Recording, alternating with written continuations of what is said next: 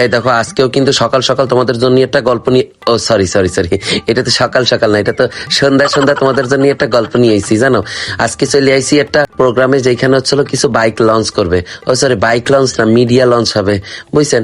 কিন্তু এইখানে সবথেকে মজার বিষয় হচ্ছিল এই কোম্পানির নাম আমি নিজে একটু আউলাই গেছি, কি যেন নাম, পিউ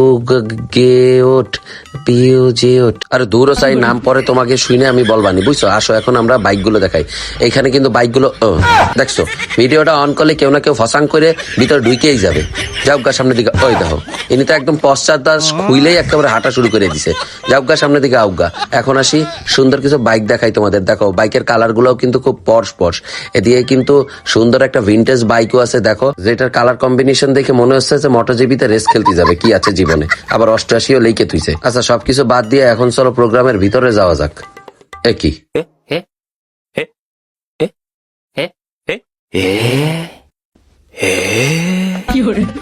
কি ভাবলাম আর কি হইলো, ভাবলাম এখানে আসবো সুদূর আমন্ত্রণ জানাবে আমার অ্যাজ এ সেলিব্রিটি হিসেবে,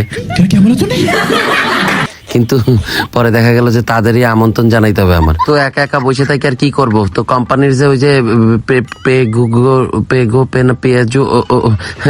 ওই আর কি একটা নাম আর কি, তো ওর ভিডিও নিলাম আর হচ্ছিল যে খালি স্টেজের ভিডিও নিলাম। তো এর মধ্যখানে চলে আইছে কে জানেন, আমাদের রোড রাইডার্স এর রাব্বি। তো যেই কথা সেই কাম, যে আসতেছে সবাই আমারই ওয়েলকাম করতে হচ্ছে। আর দেখেন রাব্বির ভাব দেখে মনে হচ্ছে কি জানেন, নবাব সলিমুল্লাহর নাতি খাসের কনেকার। ভিতরে আসার পর রাব্বি যখন দেখলো যে ভিতরে কেউ নাই, আমারে কতিছে ভাই বাইকটা মারিং করে দেন।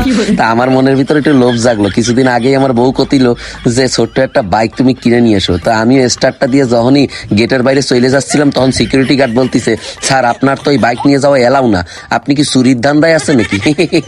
আমি বললাম না, আমি তো চুরি করতে আসিনি, এটা রাইড দিতে আসছি। আমার মতো ছেলে কি চুরি করতে পারে? কোন স্ক্রিনের সামনে এই মহাশয়রে দেখে আমি করছিলাম যে ভাই আপনাদের এই কোম্পানির নাম কি? তো উনি আমার কাছে স্ক্রিনে দেওয়াই আছে, দেখেন নাম হচ্ছে হলো পিয়াজু।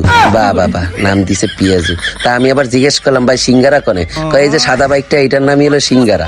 কি আজব, আই লাভ ইউ টু। তো এরপর আমি একটার পর একটা বাইকের নাম দেওয়া শুরু করলাম। এই হচ্ছে হলো পেঁয়াজু, এই হচ্ছে হলো বেগুনি, আর এই হচ্ছে হলো আলুর চপ, আর সিঙ্গারা হচ্ছে ওই যে স্টেজের সামনে সাদাটা ওইখান। তো এরপর শুরু হয়েছে কোম্পানির ভাষণ মেলা। একের পর এক কম্পিটিশন লাগাই দিছে কে কতক্ষণ মানুষে ভাষণ দিয়ে বোর করে ফেলতে পারে। তো ভাষণ শুনে তো আমার একেবারে ঘুম চলে আইছে। দেখেন ক্যামেরার সামনে হাই পাইরে ঘুমোচ্ছি। তো এরপরে আমারে ডাকলো স্টেজে ভাষণ দেওয়ার জন্য। তা আমি উঠে আর কি করবো, বাইক সম্পর্কে তো কোনো আইডিয়া নেই। তা আমি শুরু করে দিলাম আমার সোনার বাংলা। তো এই গান শুনে দর্শক আর একটাও ছিল না মাঠে, সব উঠে দৌড়ে পলাই গেছে। মনের দুঃখে চলে আইসি আমি ডাইনিং টেবিলে রাতে ডিনার করতে। ওই দেখো কপাল বলা, আজকে তুই আমার দিকে তাকাইস না, আমার প্রত্যেকটা ভিডিওতে নিহাল থাকবে। ও আবার তাকায়, দেখো মুচকি আসি দিয়ে। যাওগা সামনের দিকে আউগা খাচ্ছর গুলো আই লাভ ইউ টু। এদিকে দেখেন দেশি বাইকার সোহান ভাই কি সুন্দর মুচকি আসি দিচ্ছে। আর ওইখানে তো সুন্দরী, দেখছো অবস্থাটা, আমি সুন্দরী আপুকে দেখাচ্ছি, তোরে দেখাচ্ছি না, খাচ্ছর কনিকার আই লাভ ইউ টু। আর এদিকে দেখেন হাসান সেতুরে সুযোগ পালেই লোকটা খালি বয়ান দেওয়া শুরু করে। মাইকে বয়ান দেয়, মাইক না পাইলে মানুষের কানে কানে দেয়। আবার খুব ভাবসাপ নিয়ে আমারে করতেছে যে বেশি কথা কবি 10 টাকার বয়ান দিয়ে তোরেও বোর করে ফেলাবো। আমি আবার সোহান ভাইরে জিজ্ঞেস করতেছিলাম যে আপনার কানে কানে কি বয়ান দিল। সে করছে যে এখানে খাবার খেয়ে তার পেটে গ্যাস হয়েছে, 2-3টা পাদুও দিয়ে দিছে। এই আপনি কিন্তু আবার বললেন না কাউরে, আমার লজ্জা লাগতেছে। খাওয়া দাওয়া শেষ করে কোম্পানির সবার সাথে একটু দাঁড়ায় ছবি তুলতেছিলাম, বুঝছেন। তা আমার মনে তো লাড্ডু ফুটতেছে। আমার বাম পাশে সুন্দরী সুন্দরী দুইটা আপু দেখে কি যে লজ্জা লাগতেছে, কাচ্চর কনেকার কি যে বলবো। তো যাওগা সামনে দিকে আউগা, গিফটও পাইলাম, খাওয়া দাওয়া করলাম। এখন বাসার উদ্দেশ্যে দৌড় দিই, বুঝছেন।